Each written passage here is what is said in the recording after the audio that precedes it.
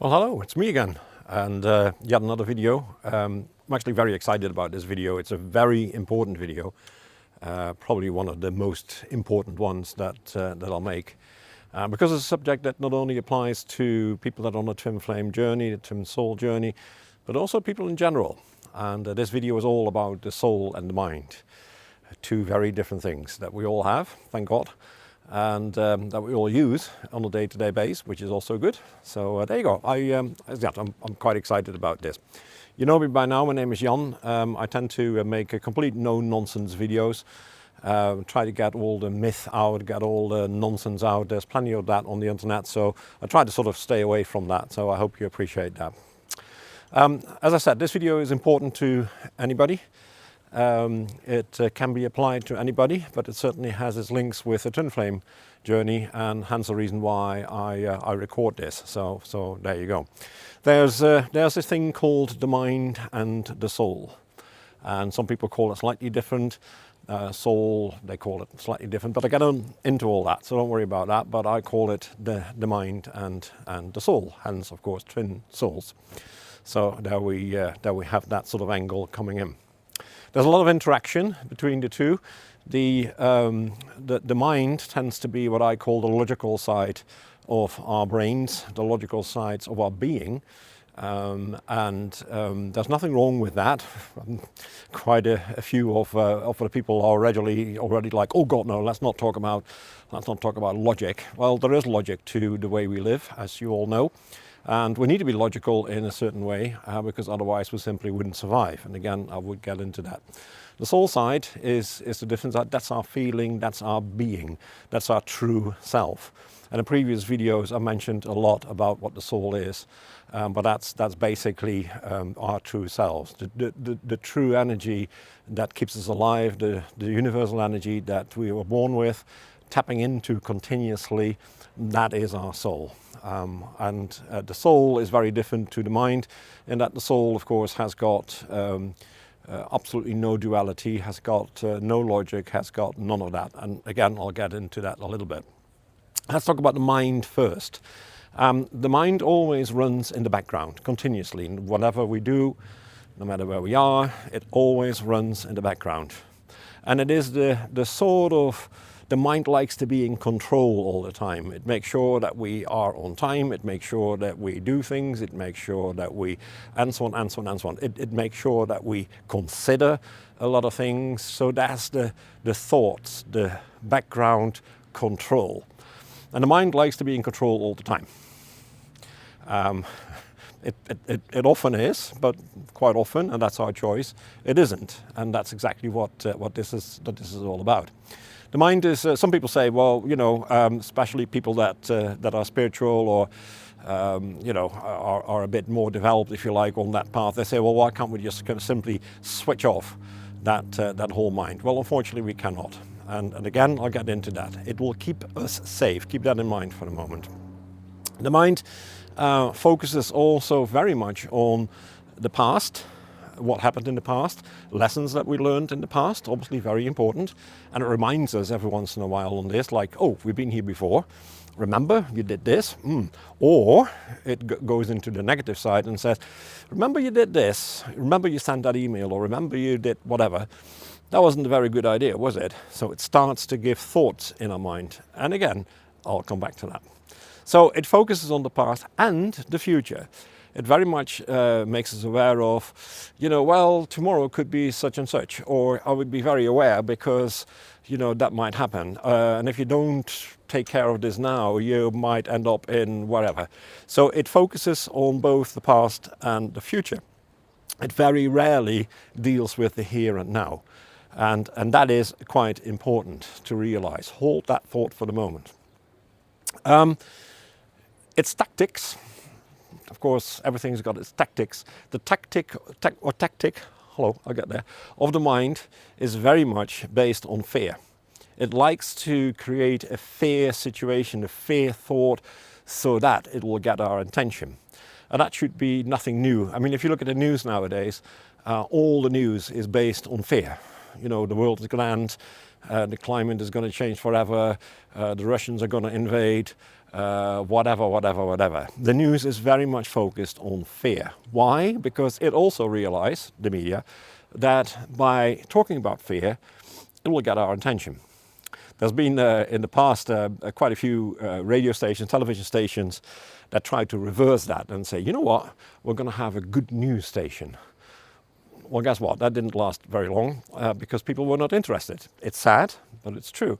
The vast majority of people are not interested in the good news. They're interested in sensation, in fear, in, you know, that sort of things.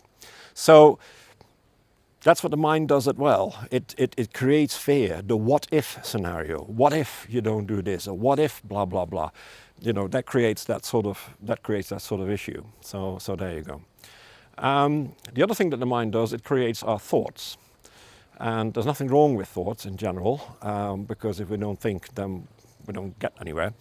But it creates thoughts that create emotions. Most emotions are based on thoughts.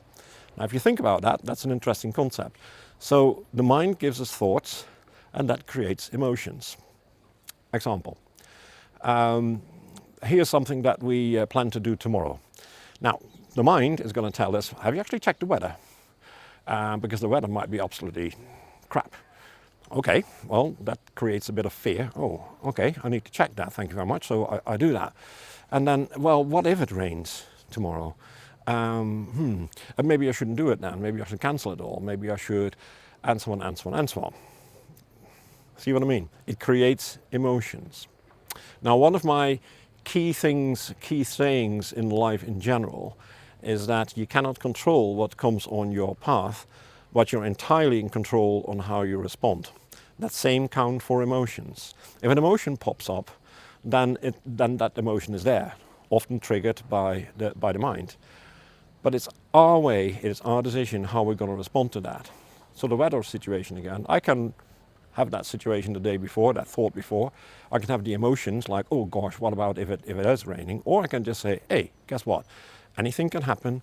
I'll wake up tomorrow morning, see how it goes. If the sun shines, let's go ahead. If the sun doesn't shine, let's not go ahead, let's do something else. Rather than having the mind taking control over our thoughts by means of emotions. I hope that makes sense. So the next question then a lot of people ask is, okay, well, that's not always very good. Why can't we simply switch off the mind? Well, you can't. You can't switch off the mind. And I always challenge people, if anybody ever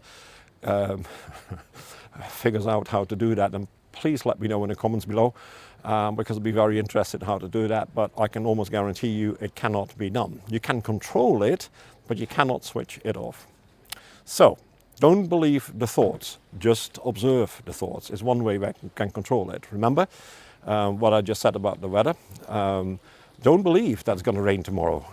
It's your choice, it's your decision how you do that. Just observe them. Observe the thoughts without going into them. For now, every time a thought comes up, you think about it. It's like, okay, there's that thought. Well, thank you very much for that thought, but how am I going to respond to it? Entirely up to me. So don't believe the thoughts, just observe them. And another check to do that is to actually pause when the thoughts come up and say, well, is that actually so? Is that true? And the weather situation again, well, you don't know. The truth will be tomorrow. You'll find out if it rains or the sun shines or whatever. So you don't know until it happens. So is that so? Not a perfect way of controlling your mind, controlling your thoughts and how you respond to them. If the mind is getting really in your face, and it does, there are various ways of dealing with that. You can actually talk to your mind. I talk to our mind and give it a name, or gave it a name. I won't necessarily tell you what that name is, because people might associate themselves with it, which is not the purpose at all. But I gave it a name, and then I also, which I learned from somebody else, visualized that it actually coming from, in my case, from my heart area. So I almost like visualize like a chakra, a vortex coming out here, and I just push it back and I give it a name and I say, hey, listen, I have no time for this now. Just go away. I got other things to do. I don't want to deal with the thoughts you just gave me. Just back off. Can't go away, but back off. That's one way of doing it. There's another very nice technique which I'll cover in another video, is how to actually get to sleep. Because of course the mind is very good at giving a thought just before we want to go to sleep, and there's various other ways of dealing with that as well. But you can push it back, you can talk to it. You are, in a way, in control of the thoughts that the mind gives you. I hope that makes sense. Don't blame your mind. A lot of people do that. They get really annoyed with and it's okay every once in a while to say to your mind, you know, just F off now. I have no time for you. Just go away. Is that being mad? Is that blaming? Is that judging? Yeah, maybe. But don't overdo it. Don't overdo it. In that you need your mind. In a fight or flight mode, when you suddenly are you're driving your car and you see a crash coming your way, you go in a fight and flight mode. That's your mind. Your mind is taking control. And thank God for that, because otherwise you might not take the right actions and get yourself in serious trouble. So the mind does take control sometimes, and it has to take control, because otherwise I probably wouldn't be standing here talking to you. Think about it. So let's talk about the soul energy. That's the other side of it. As I said before, it's the purest form of energy that keeps us going. Keeps us going alive, keeps us talking, keeps us alive, really. Without the soul energy, we wouldn't be alive. We would just be matter, as I also covered in previous videos. We'd just be, you know, flesh and bones, and that's it. So the soul energy keeps us alive, keeps us going. It's the purest form of energy. And when I was born, you were born, everybody was born, again, in previous videos, it had to split in two, because it is the purest non-duality energy that cannot survive in the world we're living in now, which is a duality world: warm, cold, good, bad, this, that, and the other. So it had to split, hence twin souls. You have another part of your soul in your twin, which is not the physical twin, but your twin soul. Somebody else that has the same soul energy as you, it just has been split into those two. So there is no duality, there's no judgment, and it is pure bliss. Soul energy is pure bliss. Now, wouldn't it be absolutely great if we could live in that sort of energy all the time? It would be the ultimate peace, it would be the ultimate, and so on and so on. But as I explained, that would never work, because you need your mind to keep you in this duality world alive as well. There is that balance, and I come back to that balance as well. So you do need that. And I actually know somebody who very much lives in that soul energy, but much more than with the mind.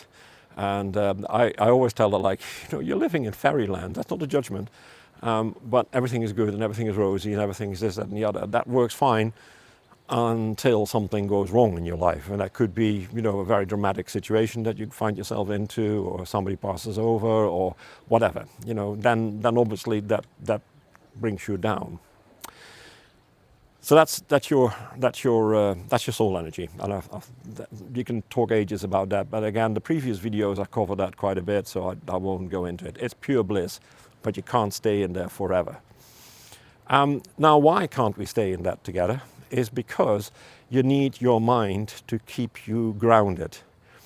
The way I explain it always, if you consider your soul energy as being a kite, we always, well, I suppose most of us have been flying a kite, especially when we were young. And you're flying a kite on a string, and it goes all well. And then you tumble over, and then you let go of the string, and what happens to the kite? It just flutters down, and eventually it crashes. That's exactly what happens if you were to purely live in the soul energy without the mind to keep it under control. Think about it. The mind holds that string. And if the mind wasn't there, then you might argue, oh, flying high as a kite, that's the expression, isn't it? Fly high as a kite, but you eventually will crash down, because there's nothing there to keep you grounded. So that's why we need both. So anybody who says, oh, I can live purely in soul energy, congratulations, but I can guarantee you cannot. You need both. Now there's a third one. I talked about the soul, I talked about the mind. But a lot of people say, well, I follow my heart. Okay, that's another concept, and I've been thinking about that quite a bit, and it's very difficult to define that until a couple of months ago. The concept sort of dawned to me, like, well, what about if the heart is in the middle of the soul and the mind? And so the heart takes a bit of the soul, takes a bit of the mind, combines it, and that's it. It's your gut feel. It's your heart. I follow my heart. It takes a bit of that. There's very often not very rational reasons why you do follow your heart. That will be entirely the mind. And there's also not entirely this is bliss, so I follow my soul. So the heart sits a bit in the middle. New concept maybe? Don't know. Something to consider anyway. Your twin flame. Your mind plays all sorts of games during the twin flame journey all the time. Everything you do, your mind starts challenging you. Actually, before you do anything, your mind starts, hey, you haven't been in contact with him or her for a while. It might be a good idea to drop a note. But then, if you do that, then he or she might consider that as being, taking initiative again to get contact, and maybe you don't want to do that. You know what I mean? The mind starts milling over. It gives you the thought about making contact, and then it starts milling over all sorts of things that can happen. The what ifs, as I talked about before. And it will just play that game on and on and on. And sometimes you just basically give up and do nothing, or sometimes you take the initiative and do whatever it is that you want to do. So certainly in a twin flame relationship, twin soul relationship, it happens a lot, especially because the twin souls are so unique. You have that unique soul attachment to each other, that sort of binding you together. And obviously very, very different to anything else in life. So it is a very strange situation to be in, and therefore confusing sometimes. And again, the mind will jump into that and give you all sorts of creepy thoughts. But it's a very unique situation. So similar to all the other examples I've been using, like the weather, apply the same sort of things. You know, every time you think about your twin and your thoughts are coming in, question the thoughts. You know, what is that really so? And take your time to actually look at the thought and the emotion it triggers with you. You know, what is that emotion? Is that good? Is that bad? Is that okay? Is that not okay? And I realize that's mind stuff, but nevertheless, it's good to have that reality check, which your soul not really is capable of doing, but your mind is. So I hope that makes sense. So key lessons to wind things up. Always observe your thoughts. Don't react immediately, unless it's a fight or flight mode. But if it isn't, then observe your thoughts, don't react. Ask, is it really true? Don't simply believe the thought. Don't simply go with the emotion that triggers.